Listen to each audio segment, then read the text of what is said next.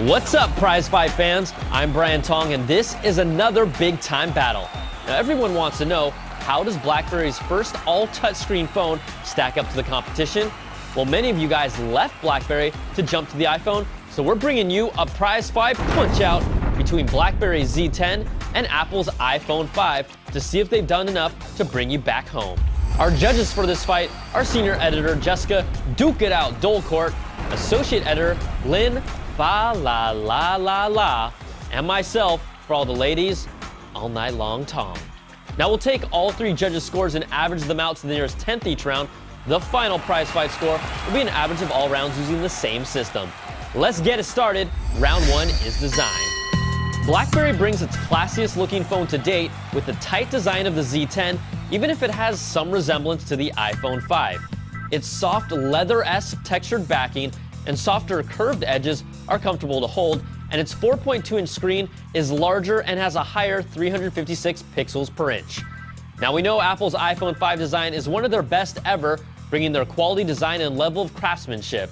Its 4-inch Retina display is smaller, but it's still a beauty with 326 pixels per inch super bright display. And its two-tone design that's still thinner and lighter than the Z10. These phones both look great, but the iPhone 5 takes the round with the 4.7 and the Z10 gets a 4.3. Next round is user interface and controls. The Z10 is BlackBerry's first all-touchscreen phone, and it relies on a set of gesture controls to navigate the OS without any specific home button. Now it has a higher learning curve, it's not pick up and play, but it's not hard once you get used to them. You can pull down from the top to access services, swiping from the bottom takes you to the multitasking screen to close apps, and accessing the BlackBerry Peek feature to check out your notifications is this T move. Now there's nothing you don't already know about iOS. It's still the easiest UI on planet Earth, but it hasn't evolved to add more features like customization or better notifications pull down. My nieces and nephews can use it with ease, but Apple can still bring more to the table while keeping it simplified. The iPhone still takes this round with the 4.7, and the Z10 gets a 3.7. So after averaging 2 rounds, the iPhone 5 leads round 3's features. The Z10 brings new features to the table that we haven't seen from other phones with its 1.5 GHz dual-core processor. I'm a fan of its keyboard that allows you to flick suggested words as you're typing your messages and then deleting letters or entire words depending on how you swipe backwards, and that's pretty nifty. BlackBerry Messenger is part of their heritage and is their best version yet with video chatting. You'll also have NFC to immediately add contacts and a universal search.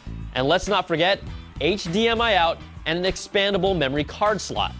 The preloaded Documents to Go is nice for business users, and the BlackBerry Balance feature keeps your work and personal lives separate on the same phone. But its drawbacks are a weak Maps app that lack local businesses when you zoom in and no walking or transit directions. Their voice assistant is pretty mediocre, and the BlackBerry World Store has content but can't compare to the library of apps that Apple brings. Now, Apple's iPhone 5 dual-core A6 processor is blazing fast, and Siri becomes more useful with sports, movies, and food recommendations. Now, Siri is arguably the best assistant right now, but it still hasn't lived up to the hype, and it takes way too long to get information back from its servers. Maps brings turn-by-turn directions, but it's still a step back from what it was before, and Passbook still remains rarely used, and it needs some help, or else it's another wasted Apple feature. But Apple really shines with its App Store that still tops in the industry, and no one can match the content available on its platform. Both phones have features that make them unique, but it also places where they fall short. So we're calling this round a tie at 4 points apiece. Next round is web browsing and multimedia. The Z10 brings its WebKit-based browser with tab browsing and has the ability to turn on Flash support. It's a solid performer, but we did have a few hiccups rendering some pages correctly. Now, its 8-megapixel rear camera takes overall good-looking pictures and 1080p video as well. It also has this cool time shift mode for picking the best picture from a bunch, and a robust built-in editing mode with tons of effects and filters. Its media player widget that will appear on screen when you press on the volume rocker is a cool addition, and multimedia looked great on its screen, even if it can't get as bright as the iPhone's, but it falls short with its multimedia ecosystem that still trails Apple's. Now, Safari on the iPhone 5 brings a full screen mode and a smooth working browser overall. You can't ignore Apple's iTunes, which brings the most robust library of multimedia that looks great on its screen. Its 8-megapixel rear camera brings a built-in panorama mode and 1080p video support with the ability to take stills while recording video. And it's still really the best camera on a mobile phone with pictures that were more vibrant than the Z10. Now, the Blackberry is no slouch in this round, but the iPhone 5 still takes it with the 4.7 and the Z10 gets a 4. So after averaging 4 rounds, the Z10 still trails.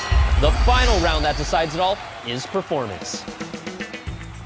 Both phones are solid performing ones, but side by side, it's the iPhone 5 that's faster to navigate across the board. Battery life received mixed results with the Z10 between our staff, but our labs tested it out to 10.6 hours of talk time compared to around 8 hours for the iPhone 5. Now, 4G LTE performance will vary in your area, but it was excellent for both phones in San Francisco, and call quality was solid, but will obviously be different depending on your location and carrier. Now, fast don't lie, and the iPhone takes it, yep, another round with a 4.7, and the Z10 gets a 4. So let's average out all 5 rounds, and in a prize fight where Apple jumped ahead early, they really pinned BlackBerry down and stayed on top, with the iPhone 5 taking this battle 4.6 to 4 and is your prize fight winner. Now guys, the point of this prize fight wasn't to give Apple another win, which we did, but it was to show you that BlackBerry is back in the game, and although it might not be able to lure hardcore iPhone and Android users yet, the new BlackBerry has given their diehards a phone they will want, and it's a solid foundation to build on.